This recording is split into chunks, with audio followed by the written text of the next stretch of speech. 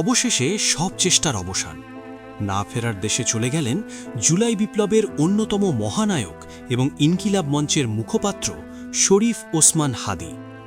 গত 6 দিন ধরে মৃত্যুর সাথে পাঞ্জা লড়ে আজ সিঙ্গাপুর জেনারেল হাসপাতালে তিনি শেষ নিঃশ্বাস ত্যাগ করেছেন।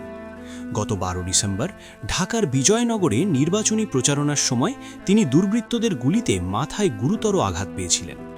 ওসমান হাদির এই মৃত্যুতে স্তম্ভিত পুরো জাতি। শোকের ছায়া নেমে এসেছে রাজনৈতিক অঙ্গনে। ঘটনার শুরু গত 12 ডিসেম্বর শুক্রবার। ঢাকার বিজয়নগর এলাকায় নির্বাচনী প্রচারণায় ব্যস্ত ছিলেন ওসমান হাদি। হঠাৎ করেই একদল দুর্বৃত্ত তাকে লক্ষ্য করে গুলি চালায়। গুলিটি সরাসরি তার মাথায় বিদ্ধ হয়। মুহূর্তের মধ্যে রাজপথ রক্তে রঞ্জিত হয়, জুলাই আন্দোলনের এই লড়াকু সৈনিকের রক্তে। সাথে সাথেই তাকে উদ্ধার করে প্রথমে ঢাকা মেডিকেল কলেজ হাসপাতালে নেওয়া হয়। পরে অবস্থার অবনতি হলে তাকে এবার কেয়ার হাসপাতালে স্থানান্তর করা হয়। সেখানে টানা কয়েকদিন নিবি পরিচর্যা কেন্দ্রে আইসিইউতে লাইফ সাপোর্টে ছিলেন তিনি। চিকিৎসকরা আপ্রাণ চেষ্টা করেছিলেন, কিন্তু মাথায় গুলির আঘাত এতটাই গুরুতর ছিল যে দেশে তার চিকিৎসা সম্ভব হচ্ছিল না।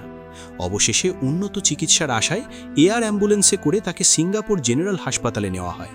কিন্তু সিঙ্গাপুরের চিকিৎসকদের সব প্রচেষ্টাকে ব্যর্থ করে দিয়ে 18 ডিসেম্বর রাতে তিনি পাড়ি জমান না ফেরার দেশে। শরীফ ওসমান হাদি শুধু একটি নাম নয়, তিনি ছিলেন 2024 সালের জুলাই ছাত্র জনতার অভ্যুত্থানের এক জ্বলন্ত বারুদ। যখন স্বৈরাচার বিরোধী আন্দোলন তুঙ্গে, তখন রাজপথে সামনের সারিতে থেকে নেতৃত্ব দিয়েছেন তিনি। ইনকিলাব মঞ্চের মুখপাত্র হিসেবে তার জ্বালাময়ী বক্তব্য হাজারো তরুণকে উজ্জীবিত করেছে। তিনি স্বপ্ন দেখতেন একটি বৈষম্যহীন নতুন বাংলাদেশের।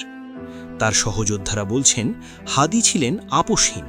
তিনি কখনো অন্যায়ের কাছে মাথা নত করেননি। জুলাই বিপ্লবের পর তিনি রাষ্ট্র সংস্কারের কাজে নিজেকে সঁপে দিয়েছিলেন, কিন্তু ভাগ্যের নির্মম পরিণাসে স্বাধীন দেশেই তাকে প্রাণ দিতে হলো আততায়ীর বুলেটে। তার এই মৃত্যু কি শুধুই একটি হত্যাকাণ্ড, নাকি এর পেছনে রয়েছে গভীর কোনো ষড়যন্ত্র? সেই প্রশ্ন এখন সবার মুখে মুখে।